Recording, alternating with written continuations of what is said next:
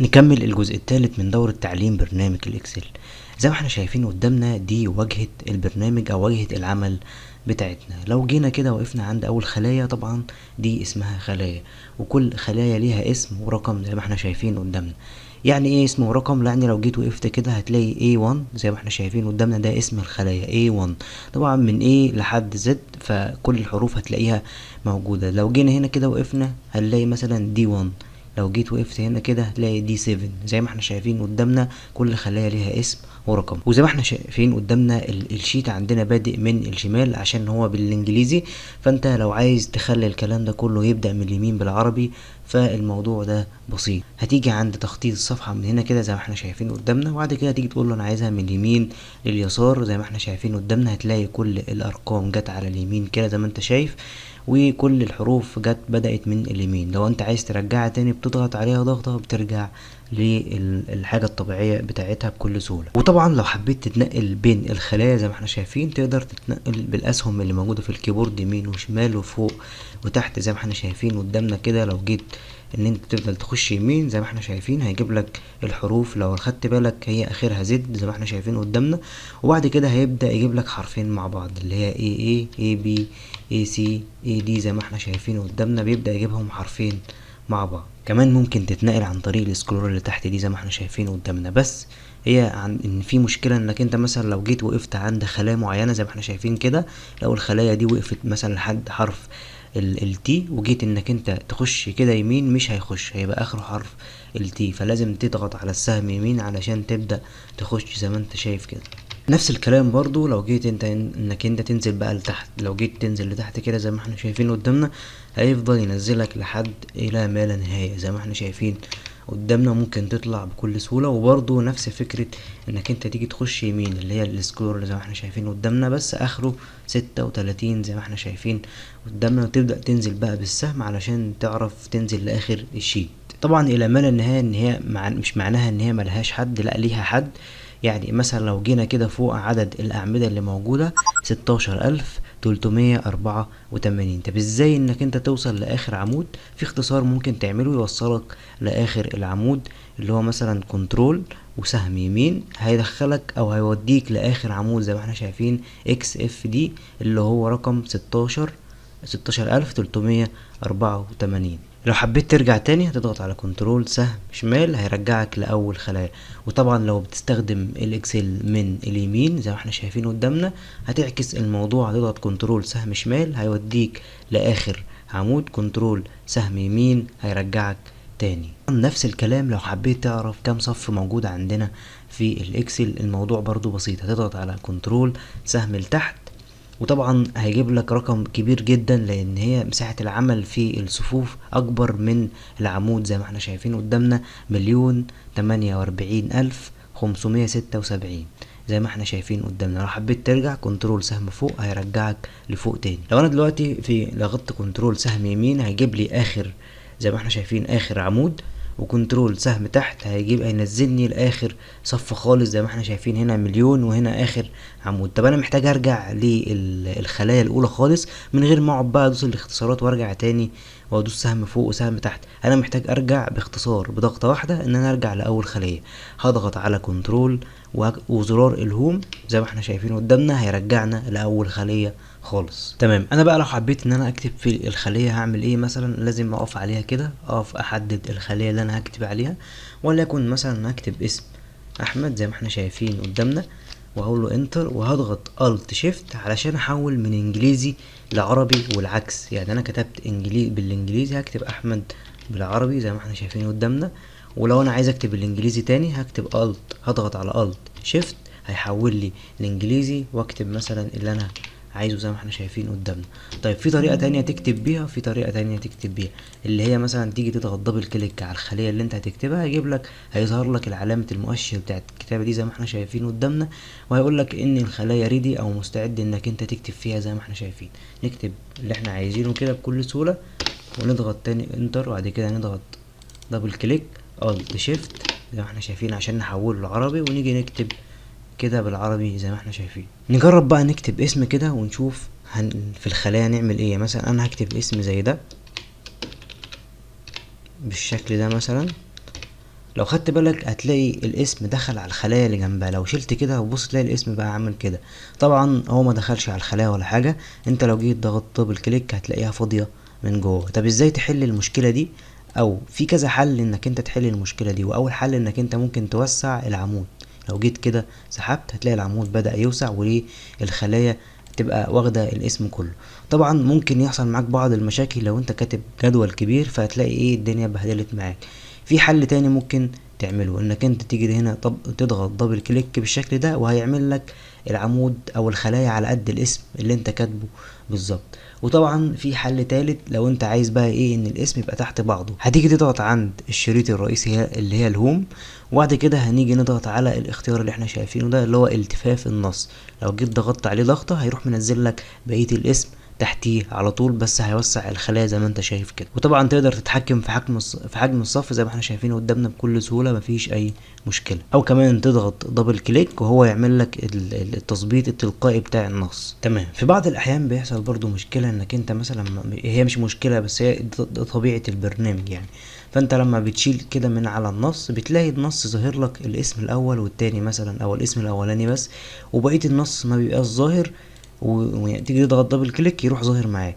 فلو وقفت كده على الخلية هتظهر معاك زي ما احنا شايفين قدامنا الخلية كلها اهي، لو خدت بالك هتلاقيها ظاهرة معاك هنا.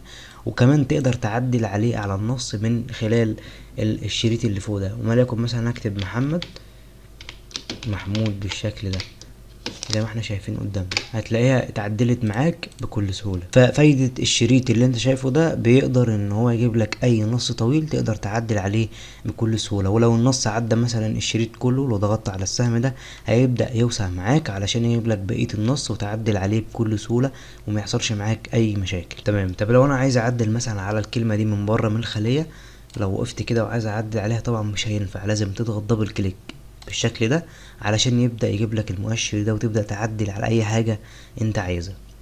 زي ما احنا شايفين قدامنا تكتب اي اسم انت عايزه، او انك انت تحدد بالشكل ده النص اللي انت عايزه وتقول له ديليت من الكيبورد هيروح مسحولك على طول. او كمان ممكن تقدر تدوس على باك سبيس بالشكل ده علشان لو انت عايز تمسح حرف زي ما احنا شايفين قدامنا. تمام. لو حبيت بقى انك انت تمسح الخلايا كلها كامله بالشكل ده، لو على اسم زي ده كده مثلا، فانت حبيت تمسح الخلايا كلها مره واحده من غير بقى ما تخش تحدد والكلام ده كله، حددها بالشكل ده، اضغط ديليت هتروح ممسوحه معاك بكل سهوله. كمان في طريقه انك انت تقدر تمسح بيها اللي هي مثلا وليكن انا اكتب الاسم، انك انت تقف على الخليه تضغط كليك يمين وتقول له ديليت زي ما احنا شايفين، او كلير زي ما احنا شايفين قدامنا. الاتنين بيمسحوا زي بعض بالظبط. في بقى اختصار تاني جامد او حاجه كويسه برضو هتساعدك في شغلك، او حاجه المفروض نعرفها بعد كده، انك انت مثلا لو جيت هنا كتبت اي حاجه وليكن زي كده، فانت حبيت انك انت تنزل على الخليه اللي بعديها او اللي جنبيها،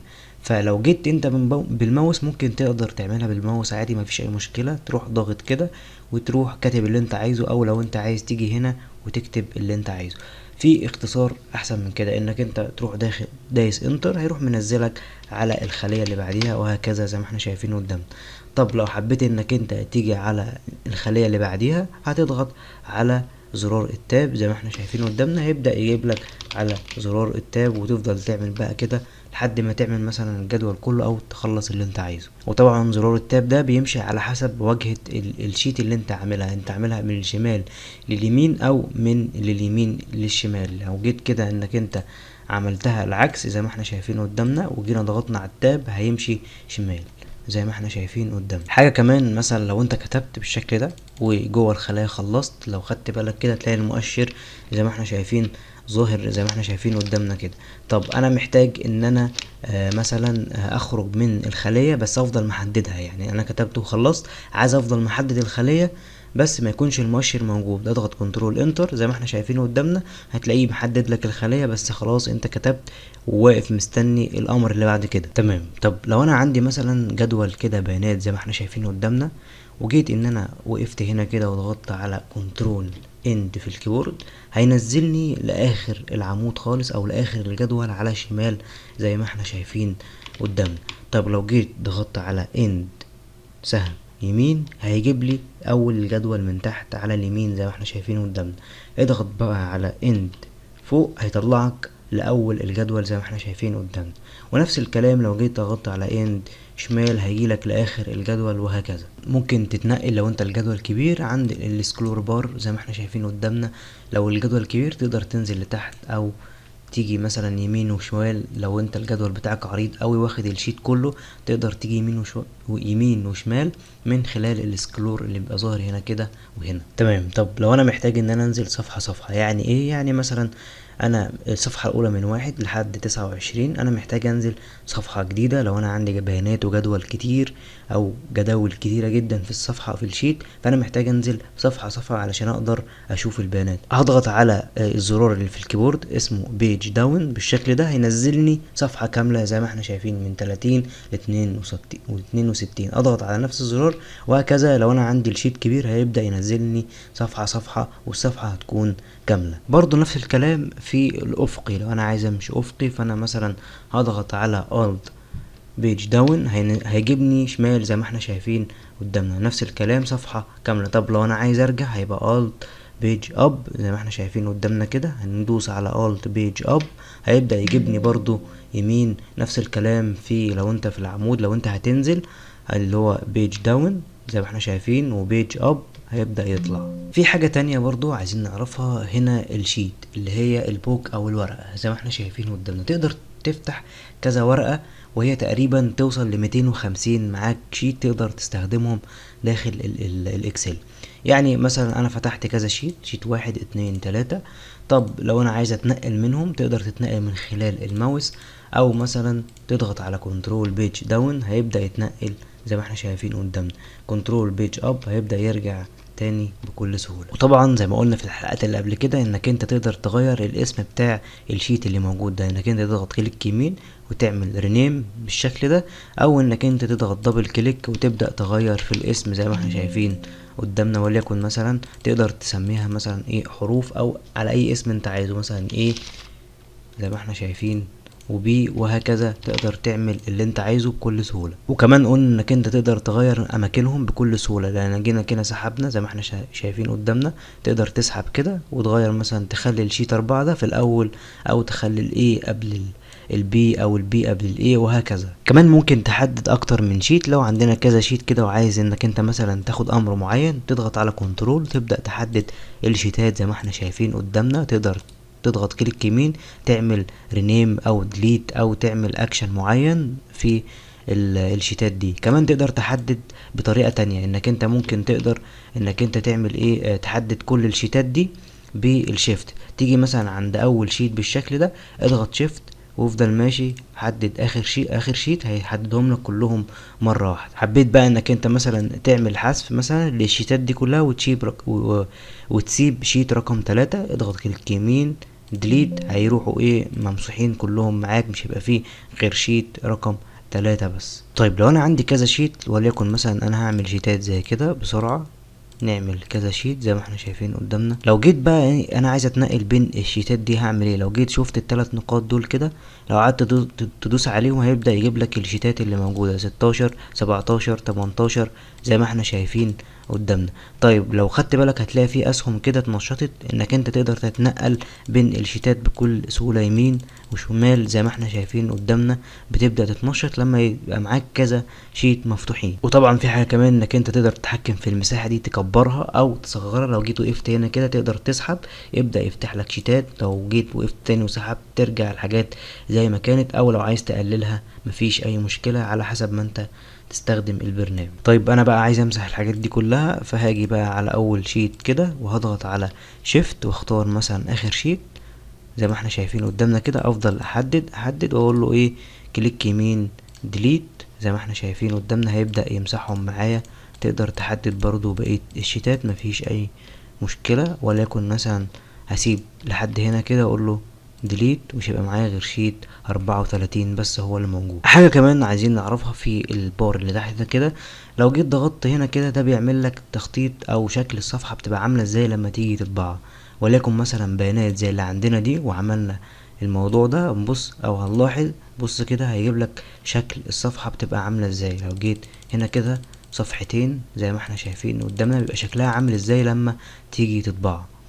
زي ما احنا شايفين قدامنا بيجيب لك العنوان، وتقدر تضيف لوجو وعنوان لكل صفحة لوحدها. وطبعا حاجة كمان دي معاينة الفواصل بين الصفحات، زي ما احنا شايفين بيبقى شكلها بالشكل اللي احنا شايفينه، باج 1 2 صفحة 1 2 3 زي ما احنا شايفين قدامنا. ترجع بقى للوضع الطبيعي من هنا كده بالشكل ده، هيرجع لك للوضع الطبيعي بكل سهولة. وهنا لو خدت بالك تقدر تكبر الصفحة زي ما احنا شايفين قدامنا لو ضغطت عليها كده او صغرتها. طبعا ملوش دعوه بالخط خالص، ده بيصغر ويكبر الشيت نفسه عشان تقدر تشوف البيانات بشكل اوضح. لو خدت بالك زي ما احنا شايفين قدامنا ملوش دعوه بالخط خالص، هو ليه دعوه بالشيت او البيانات اللي موجوده في الشيت.